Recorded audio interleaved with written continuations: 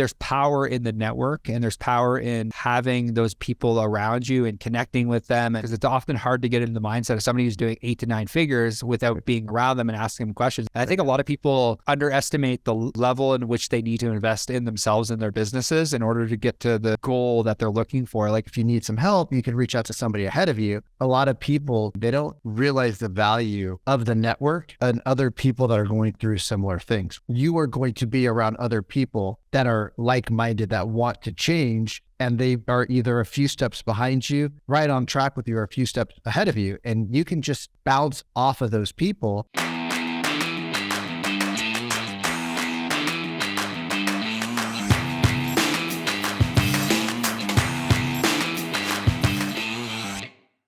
You're listening to the number one real estate podcast in the world, where we talk with the real estate professionals all across North America about their wins, losses, lessons, stories, help you win in your local market today.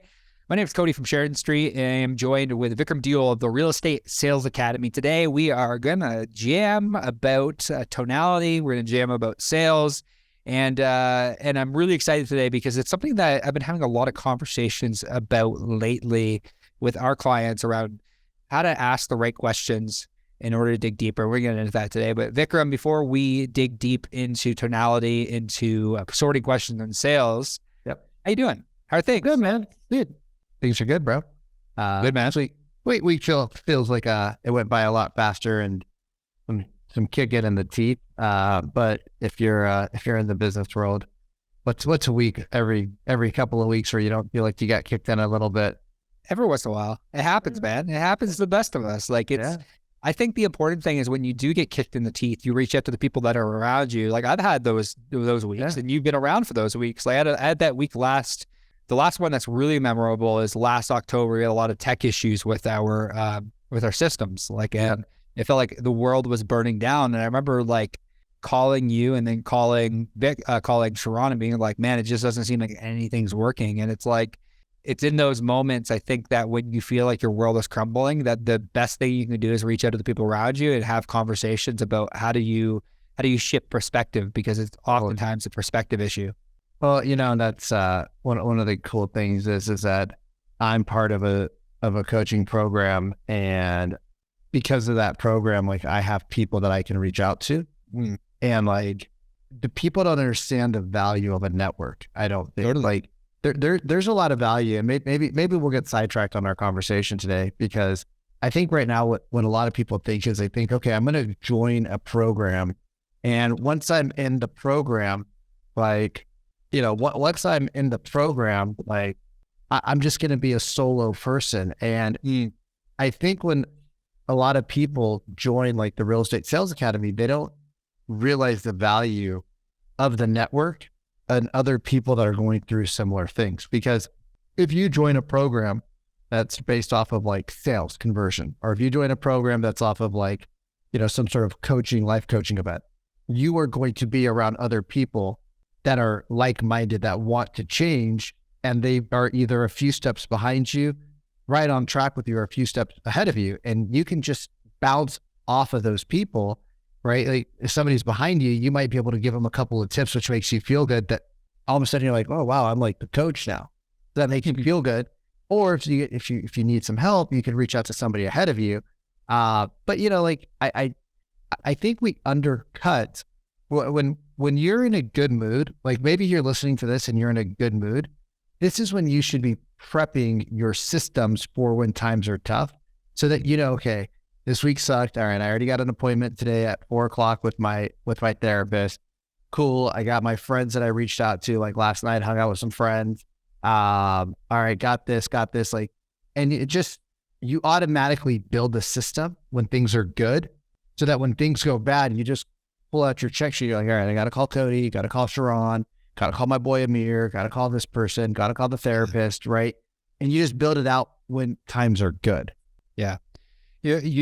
And something that I totally agree with, and something that I did, and like I owe a lot of thanks to, like I would have never met you and I would have never met Sharon had I not joined Taki's boardroom. And I think a lot of people underestimate the level in which they need to invest in themselves and their businesses in order to get to the goal that they're looking for. Like it's like there's power in being around people that are already doing 8 figures, because it's often hard to get into the mindset of somebody who's doing 8 to 9 figures without being around them and asking them questions. Like I'm flying to Nashville in about 3.5 weeks, and I get to hang out with Sharon and Aaron Stokes and a bunch of people that are running 8 figure businesses. And there's power in the network, and there's power in having those people around you and connecting with them. And you've been to, boardroom events with me in the past where you're able to connect with people that are thinking differently, that can help you solve your problems. And even with people that are at 7 figures with you, or maybe they're at 6 figures with you, or maybe they're just starting out, it's like finding a community of people is so important. And it's like, and even with sales, finding, like, if you're in a sales based environment, getting in a sales program or getting around other people that are going through similar things to you is so important. It's like, it's absolutely vital. And I firmly believe in reinvesting back in your business, back into yourself.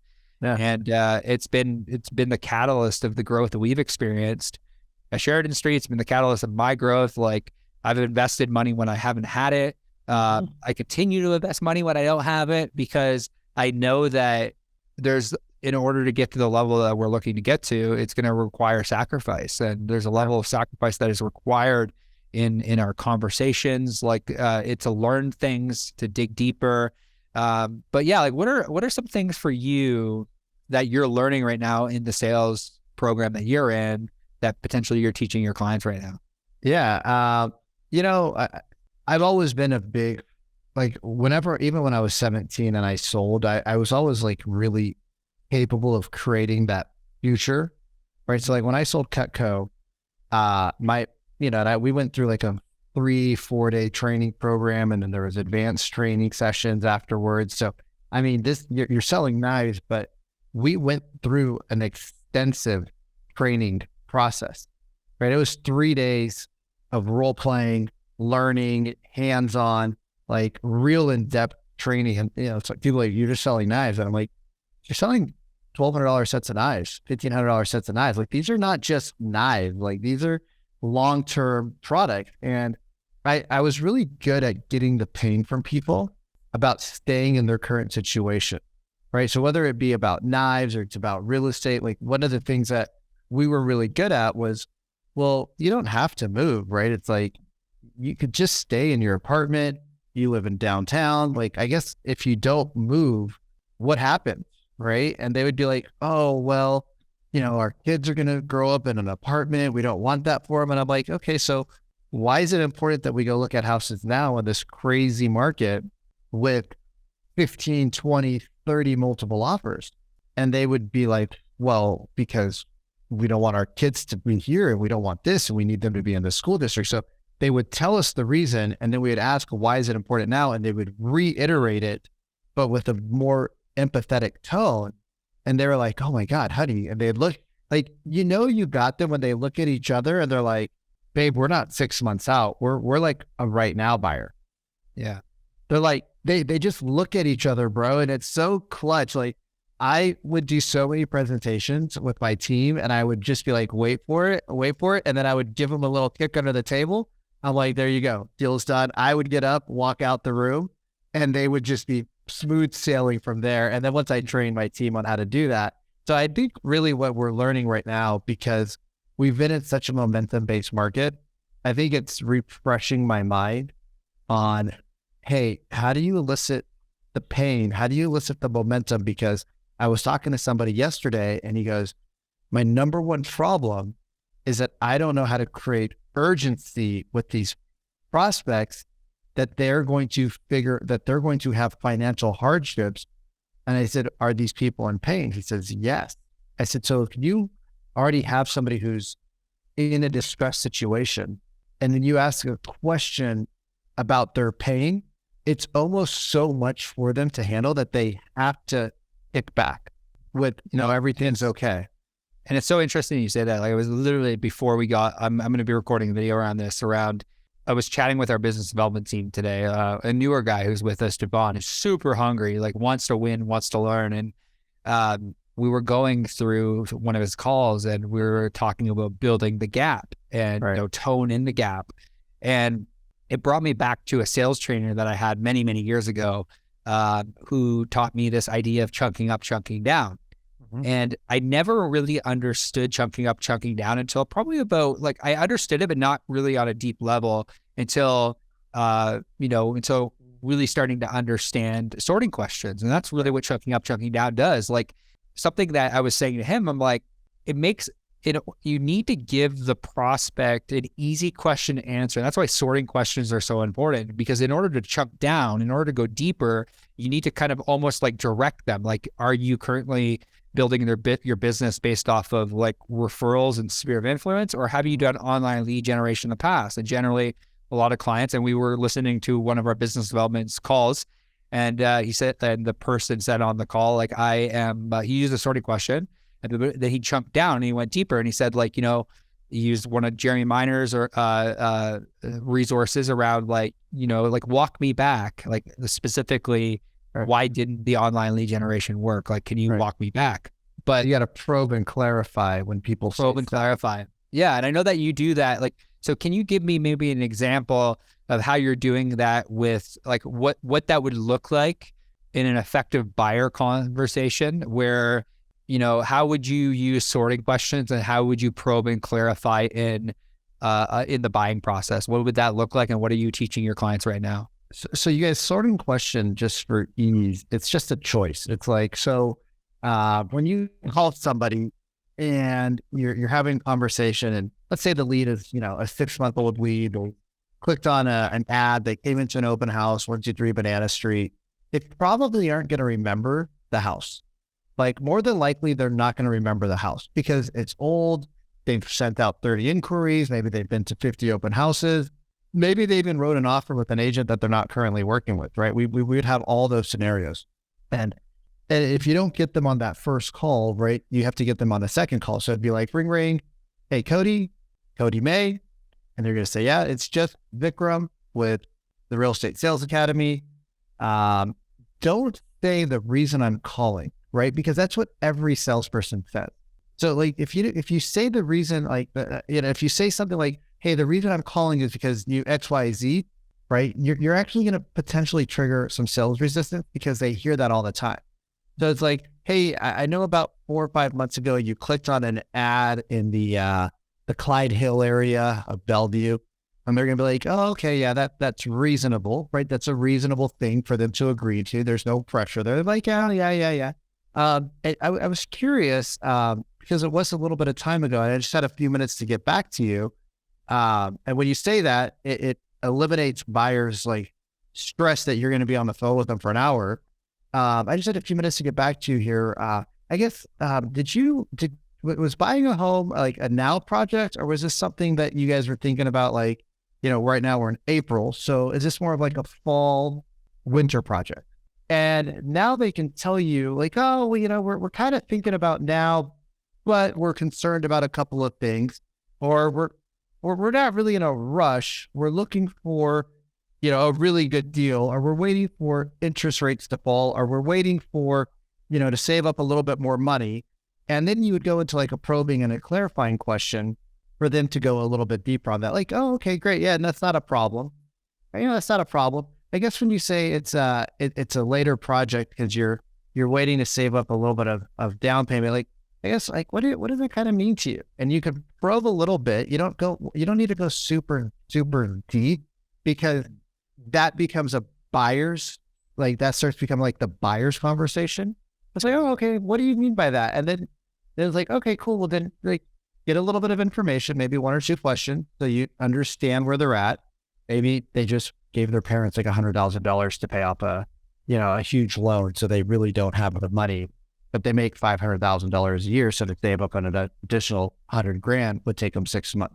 Or maybe they don't want to touch their finances, they don't want to touch their retirement accounts. Well, we have cash, but it's, Tesla just went down 18% yesterday, and so we don't want to sell Tesla right now because we know long term it's going to be good, but it just lost, literally yesterday, I think Tesla lost 11%. Well, right. Thank you for letting me know that Tesla's down. I don't even look at my stocks, but now I know. So thank you. But thank you for making my day, Vikram. You're very welcome. But like these questions, right? Like that they will start to share the answer with you. And it's like, oh yeah, that's not a problem. I guess like, I don't really know if we can even help you out yet. You could ask it, depending on if they're pushing back really hard, you could say something like that. And he's like, it might be appropriate for me to ask a couple of questions. I guess when you reached out about this 123 Banana Street home 6 months ago in this particular neighborhood, I guess what was it about homes in this neighborhood that had you reach out to us? Or when you showed up at the open house, like what was it about this neighborhood or this house that you might not remember, but what was it about like 4-bed, 3-bath houses that were remodeled that interested in you? And then you can start to get their current situation, because you got to know where they're at on the map, right?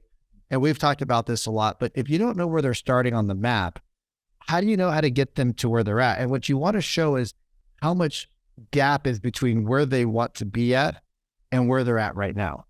Yeah.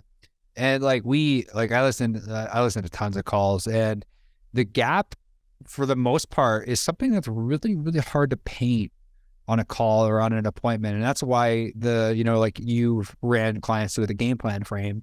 And I think you probably reach out to Vikram directly. I think it's, if you know how to ask good questions with the right tone, it's not really that hard to add. So let's just role play, Cody. So you just be a standard buyer, got a couple of kids, and we'll just role play here real quick. Yeah, cool. Let's do it. So Cody, I guess, was buying a home like a now project, or was that something that, you'd be looking to do in the fall or the winter? Yeah, it's definitely a later project, like fall, winter is when I'm looking. Yeah. Okay. Yeah. And that's not a problem. And I guess, when you showed up to the open house in, the Bellevue, Clyde Hill area, I guess, what was it about the home, or was it more of the area that you guys are looking to? That was like a 4-bed, 3-bath, 2,700 square foot remodeled house on like a 12,000 square foot lot. What is that, like the ideal home, or is it more the area that you guys are interested in? I would say the area, but we just kind of been browsing. Like we're not exactly sure what we're looking for. Like, sure. We're trying to find something that's, really speaks to us. Yeah. And I guess when you say really speaks to you and something like us, what's your current house like? Where do you currently live? Oh yeah, we currently live in a condo right now, and there's not a crazy amount of room, so we're looking to obviously start a family, and we want to make sure that we're in the home. Yeah, I just lost some connection there. I think I heard you say you guys have not a crazy lot of room, but there's we want to start a family. We want some more room. Okay. So now there's a couple of paths you guys can go down. Like they're tight on space. They want to start a family, but they're not there wasn't a huge pain from what Cody said. And again, my internet cut out, so I didn't hear exactly what you said, but you guys can go down 2 paths.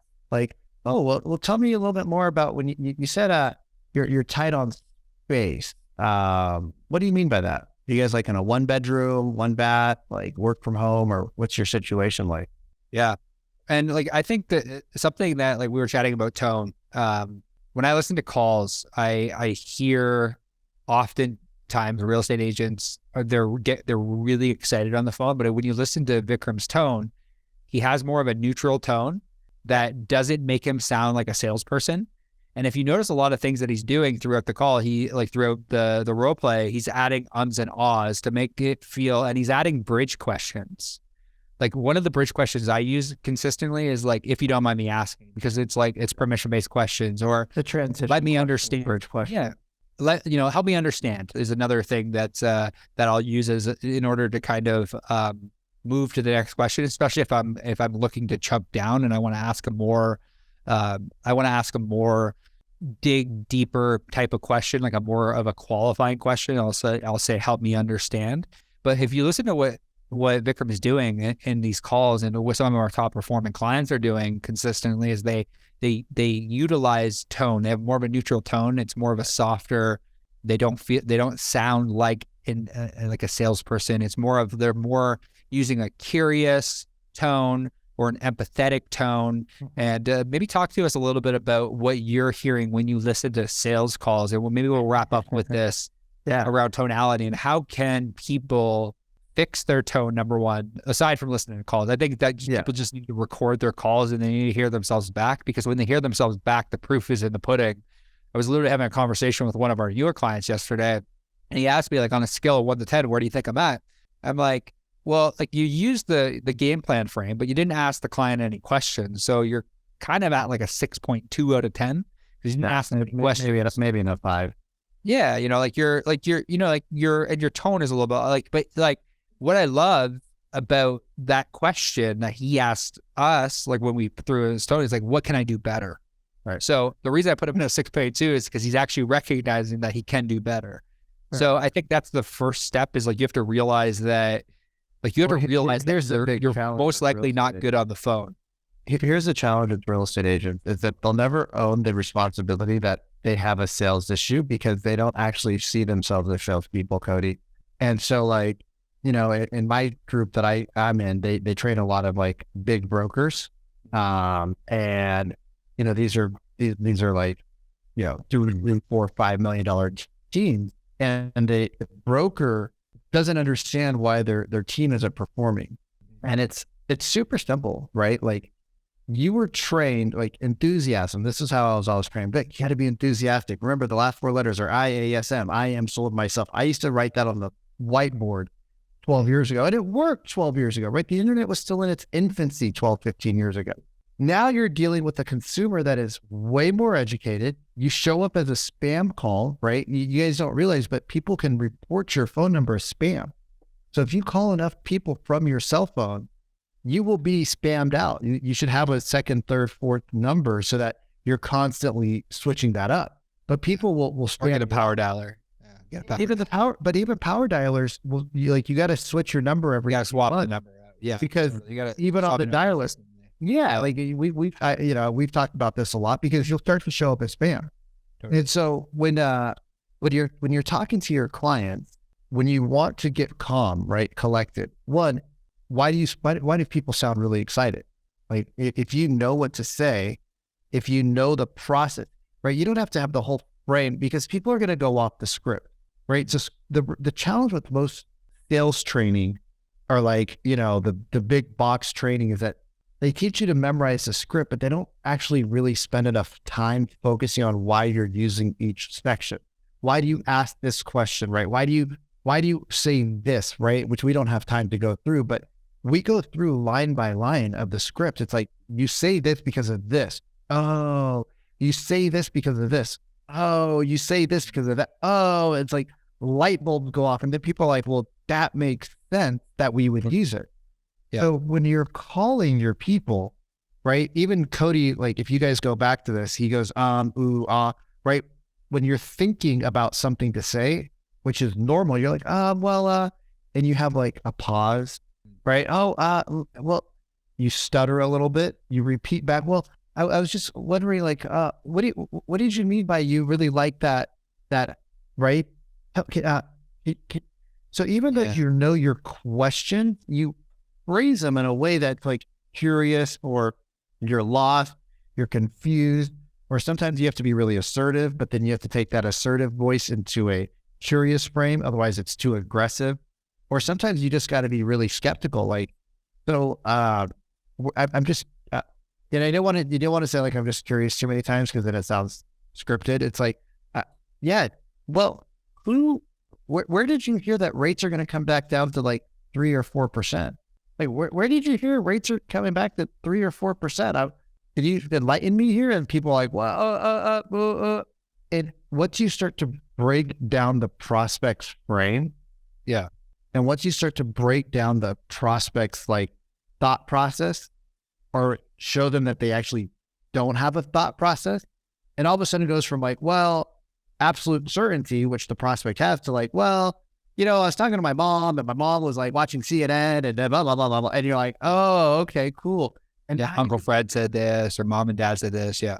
Yeah. So now you can start to handle the actual concern, because people all want change, but everybody's scared of change. So if you can actually get them to start to open up to you, And then it would be at the end, it'd be like, well, I was just wondering, like, has anybody actually sat down and educated you on like the 3 most important things about buying a home in today's market? And they're going to be like, no.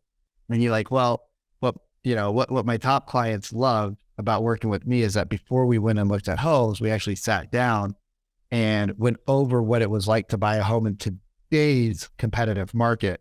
And, the cool thing is, like, even if you decide not to purchase or to wait, like, it's totally cool. Like, I just want to make sure you have a game plan, right? So that when you are ready to buy in today's market, you actually know what you need to do and what steps to take. Do you think that would, like, and my tone's a little off right now because I'm in podcast mode, but would that be helpful for you, Cody? Do you think that would be helpful for you, Cody? And if they say no, be like, okay, why not? But 85, 90% of people are going to say yeah. Yeah. And that's like, cool. Well, would you be opposed to like a quick, 15, 20 minute coffee meeting where I can share with you the 3 most important things about buying a home in today's market? And they'd be like, oh no, not at all. Because you've reduced all the pressure. You've asked a couple of questions about why they actually really want to move. You got a little bit of the fear or their concern out. The call will take about 7 to 9 minutes. You don't need to ask them if they're please don't ask them if they're pre-qualified. At the end, after you book the appointment, it's like, oh, by the way, you said you're looking to buy in the next 30 to 90 days. I don't know if you've actually got your financing taken care of, but would you mind if I introduce you to 2 of our top financing people that just so you can get some second opinions? And they'll be like, oh, we're not approved yet. That'd be great. Or they'll be like, well, we got an approval from Bank of so-and-so, but yeah, we'd love an additional resource. And you say that at the very end. So it's kind of like I totally forgot because I'm not interested in you I'm interested in being customer service, helping. Yeah. I hear this all the time. Have you been pre-qualified? It's one of the first questions that people ask. It's the most stupid question you can ask because it immediately triggers resistance in the sales prospect. Yeah. Because they're like, they don't know. Number one, most of them don't know, like, especially if they're a first-time buyer, they just don't have the knowledge. And I think one of the biggest things and we're wrapping up here today, is like what Vikram said is so important because the top teams that we're speaking with, whenever I put a post where it's like, if you're not, I said this the other day on social, Vic, you probably saw it. Like, if you're not meeting with people because they're more than 6 months out, right, you're just not going to win in this market. It's just that simple. Like, you're just not going to win. And because every time I put a post like that out, the top teams that we advise or the top teams that have been on this podcast in the past, they're like, yeah, Cody, totally agree with you. Like, you're like, why wouldn't you meet with somebody that's 6 months out? Because the 6 month out buyer could be a now buyer. And the now buyer that you think is a now buyer could be a 12 to 18 month buyer. You just have no idea. And the same thing goes for listings. So it comes back to that fundamental core belief that I believe that you and I hold is like humans over homes, people over property. And it's that simple. When you change your perspective to humans over homes, people over property, magical things happen.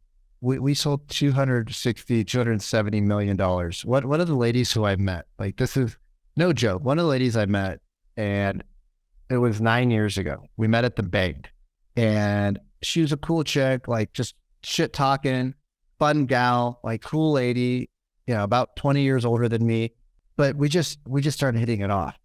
And one thing led to the other. She ran a really cool charity. I donated probably $15,000, $20,000 to this charity over the years. And I would get drunk at their galas and I'd raise the paddle. I wouldn't even take anything home. I'd just raise the paddle. Everybody's like, bro, take something home. I'm like, no, I just want to donate. Like, I love what they're doing for the kids. I just want to donate. Yeah.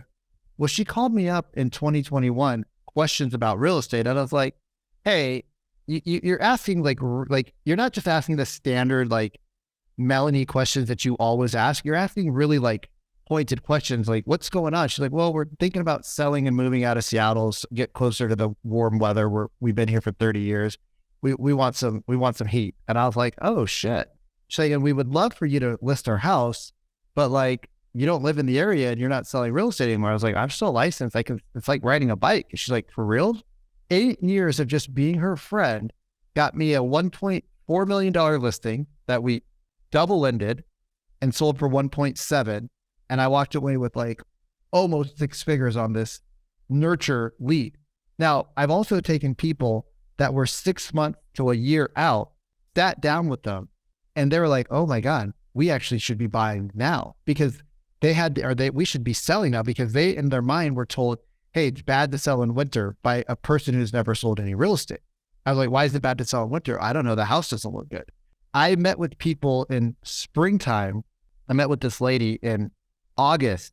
We took photos in September. She redid all of her backyard. She lived in the house for 80 years or something. She redid all of her backyard. We took pictures in the summer, and then we were the only listing that had exterior photos of the house all lit up. We actually did interior photos too, because the house had like gorgeous sunlit rooms. And so even though there was snow on the ground the day we listed, our photos were super awesome. But she was she wanted to spend her last Christmas in the house before the retirement home. Had I said, oh, well, I'll meet with you in October or November, one, I wouldn't have got the listing. And two, we would have not been able to do such a bang up job for her. And she loves the photos because she loves her garden, and now she's in a retirement home. 12 months now. The moral of the story, wrapping up, is meet with every single person that you have the opportunity to meet with. Yeah. Humans over homes, people over property. That's how you win long term. That's how you're going to win this market. It's that simple. We have more podcasts scheduled today. We're gonna bring the heat for you. And when we bring the heat for you, with all of these guests from across the country, the only thing that we ask for in return is that you leave a review on iTunes and Spotify. It means the world to us. It allows Vikram and I to have the larger impact that we're looking to create in the real estate community, where we can actually help people put humans over homes, put people over property, help more people, make a larger difference in their local communities. And that's really the goal. So you can leave a review on iTunes. It helps us reach more real estate agents, help them shift their perspective in their local market towards a level of service that other people aren't getting. People are out there with a lot of information, and you're on the front lines that have the ability to make a difference in your local community, that make the difference between somebody actually owning property and not owning property. Because in a lot of circumstances, a lot of communities, this, it's a dream for a lot of people that they don't think they can have. And you have a fiduciary responsibility in order to help them understand whether they can or can't right now. And how you do that is you meet with people. And you guys, we spend a lot of time on this, and we don't get anything out of it. Like we're not out there soliciting. We're not out there selling. We don't have advertisers. I'm sure at one point we will, but we're getting some of the top names. Like we had Chris Spiker on here. We had Steve Olson on here. We've had Sharon on here, the president of Real. We're having Tamir, the CEO of Real, come on in a couple of weeks, which I'm super pumped about. We've got 100+ episodes out. You guys, this is current information. This isn't 100 episodes from 2016. This is 100 episodes from December of 2022. Like this is all real information that you should be using right now. So do us a favor, share this with your broker, share this with your friends, share this with your team leader. Right? There is so much knowledge in here, and we're only getting more and more high-end producers, whether they're solo agents or they're team leaders that have been in the market, that have seen the ups and the downs. And so like, I really got to stress, like right today in about an hour, we're interviewing my friend BJ, and this guy's got over 3 million followers on all of his social channels. I could be wrong. Millions of followers on all of his social channels. And he's going to teach how to do PR strategies so that you can get more business without spending billions and billions of dollars. Like you just can't get people like that for free unless you just happen to know them. Anyways, wrap it up, Cody. I know you want to. We're going to wrap this thing up. I want to say thanks for everyone for tuning into another episode of the RE Agent Podcast, the #1 real estate podcast in the world. We'll see you soon.